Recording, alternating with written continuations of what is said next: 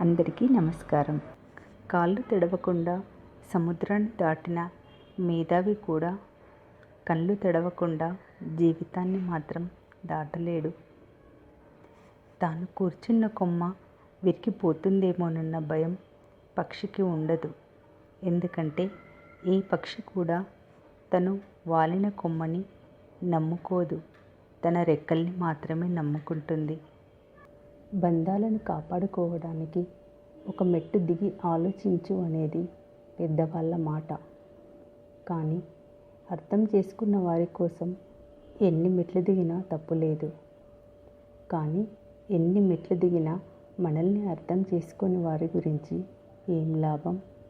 వాళ్ళ దృష్టిలో మనం దిగజారడం తప్ప. చెయ్యి కొట్టే దెబ్బ చెంపని మాత్రమే తాకుతుంది, కానీ మాట కొట్టే దెబ్బ మనసుని తాకుతుంది.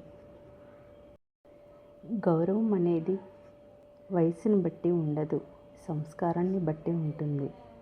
తాటి చెట్టు ఎంత పెరిగినా దాని కింద ఎవ్వరూ నిలబడరు. మర్రి చెట్టు చిన్నగా ఉన్నా దాని కిందే అందరూ నిలబడతారు. మనసులో మాలిన్యం ఉన్నప్పుడు శరీరాన్ని ఎంత శుభ్రంగా ఉంచుకుంటే ఏమిటి ప్రయోజనం? చేపలు రాత్రింబవళ్ళు నీళ్ళలో ఉన్నా వాటి వాసన పోదు కదా.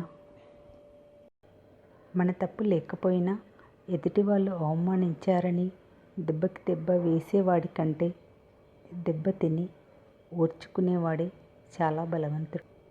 ఎందుకంటే దెబ్బ తిని నొప్పి భరించలేక తిరిగి దెబ్బ కొట్టడం చాలా తేలిక. కానీ దెబ్బ తిని ఓర్చుకొని నొప్పిని భరించి జరిగిన అవమానం గుండెల్ని పిండేస్తున్న దెబ్బ కొట్టిన వారిని క్షమించాలంటే గొప్ప మనసు ఉండాలి, చాలా బలం కావాలి. విత్తనం మట్టిలో ఉండగానే చీమలు పురుగులు తినేయాలని చూస్తాయి. వాటిని తప్పించుకొని మొలకెత్తుతూ ఉంటే పక్షులు పొడిచి తినేయాలని చూస్తాయి. తరువాత అది పెరుగుతూ ఉంటే పశువులు తొక్కాలని చూస్తాయి. అయినా అది తట్టుకొని పెరిగి వృక్షంలా మారితే ఇంతకాలం దాని ఎదుగుదలను అడ్డుకున్న ఆ జీవులన్నీ దాని నీడలోనే తలదాచుకుంటాయి. అదేవిధంగా నీ ఎదుగుదల చూసి ఈర్ష్యపడిన వారే నీ సహాయం కోరుతారు. అప్పటి వరకు కావలసిందల్లా ఒక్క ఓపిక మాత్రమే.